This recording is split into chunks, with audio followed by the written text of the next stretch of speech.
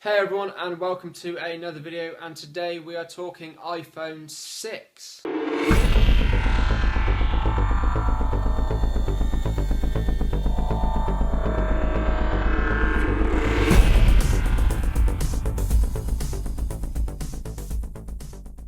Is this really what the iPhone 6 is going to look like? I would hope so. I like the design, I like the size, it's going back to the curved edges. More on that later on. Now the picture you just saw is actually of a clone iPhone 6. So it's what people think the iPhone 6 is going to look like. And if you want to buy one, you can do. They're online, just type in iPhone 6 clone on Google and it will pop right up for you if you want to buy one. I wouldn't recommend it though. It is a low powered Android phone with an iOS skin on it. Now the first thing to talk about is the screen size of the iPhone 6. Now we're all pretty sure that there's going to be a 4.7 inch iPhone 6. Will there be a 5.5 inch one? I would hope so, and I would also hope that Apple releases it at the same time. There are some rumours floating around currently that the iPhone 6 5.5 inch model will be delayed due to production problems. So this doesn't bode well for us wanting both models released at the same time. Now with a bigger screen comes a higher resolution, obviously. So the 4.7 inch model and the 5.5 inch will probably have the same resolution. However, I would like the 5.5 inch to have a higher resolution.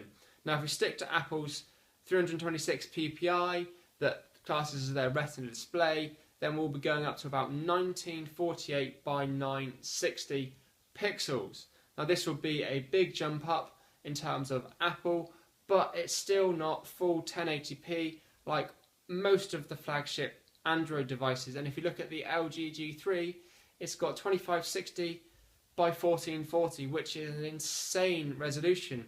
So what are Apple doing with their screens? Does it really make that much of a difference going up even further? If you do a quick Google search, you will find the answer to that one yourself. Let me know in the comments, guys, what you think about the 4.7 and 5.5 inch iPhones. Do you really want a 5.5 inch iPhone, or is 4.7 going to be sufficient for you? Sapphire screen. Is the iPhone 6 going to have a sapphire screen? This has to be the most talked about rumour online. Will the iPhone 6 have that sapphire screen? Short answer is no, it's not going to have the sapphire screen. As you can see in the picture here, this is MKBHD taking a knife to what appears to be the display of the iPhone 6, and he's able to scratch it with sandpaper. To be fair, not as much as the iPhone 5S, which leads us to indicate that the iPhone 6 will have sapphire elements built into the screen, not actually a full sapphire screen. So hopefully we might see this in the revision in the iPhone 6S, or maybe in the iPhone 7. Again, let me know in the comments, guys, what you think about sapphire screens. Is it something that we really, really want in the iPhones, or is it just something that's going to put the price up even further?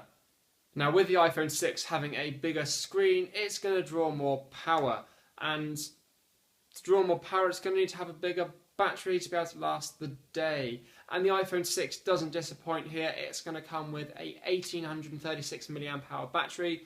I know this is nowhere near how big Android batteries are in the Samsung, the HTC One, but you've got to remember that iOS is really, really battery optimized, and the A7 chip also isn't very power hungry, so it doesn't use a lot of power.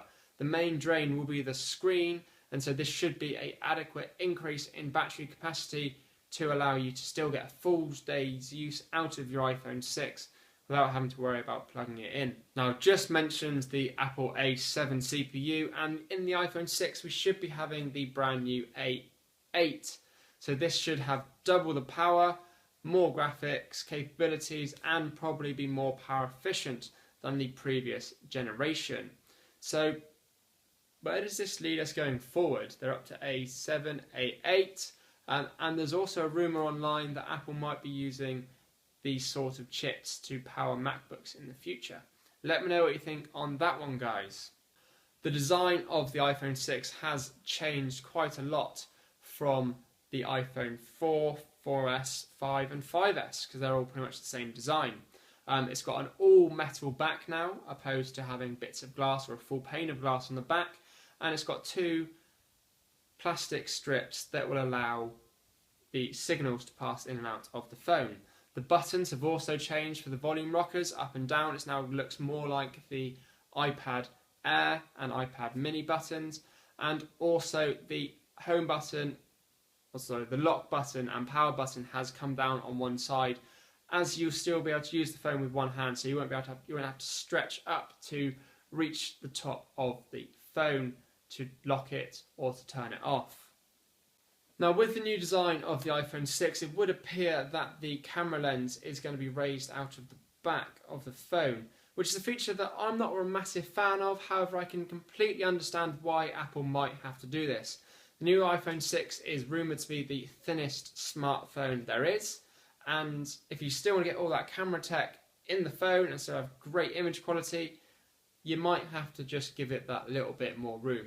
So it's going to look a bit like the iPod Touch, just have that silver ring on the outside, so just raised up just a couple of millimeters just to give the camera lens that extra bit of room to take those great snaps that you want. Will the iPhone have NFC is a big question. Everyone would like the iPhone 6 to have NFC, and I think it probably will. There are some pictures of the logic boards out, and it would appear that there is an NFC chip on them. However, knowing Apple, they probably won't put it in anyway, because they had the opportunity to do it in the 5S and they just didn't. So I'm going to leave you with some pictures now of the iPhone 6 compared to the iPhone 5S. Let me know in the comments down below what you think of the iPhone 6. Do you think any of these rumours are true? Do you think they're a load of rubbish? Please subscribe if you like this video, share it, and I'll see you on the next video.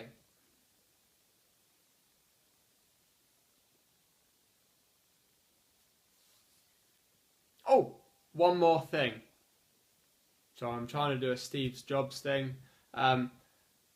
This isn't really a massive rumour, doesn't really affect anyone very much. I don't think it's true personally, but Apple are rumoured to be trialling two-way USB plugs. So you can plug it into your computer either way, it wouldn't matter. It's not something that interests me really. I quite like the way you can only put it in one way, as it means you're not going to damage anything. But it could be something going forward. Who knows? Just thought I'd leave you with that one. Thanks for watching. I'll see you on the next video. Please subscribe, share this video. If you liked it, please give it a thumbs up, and I'll see you on the next one.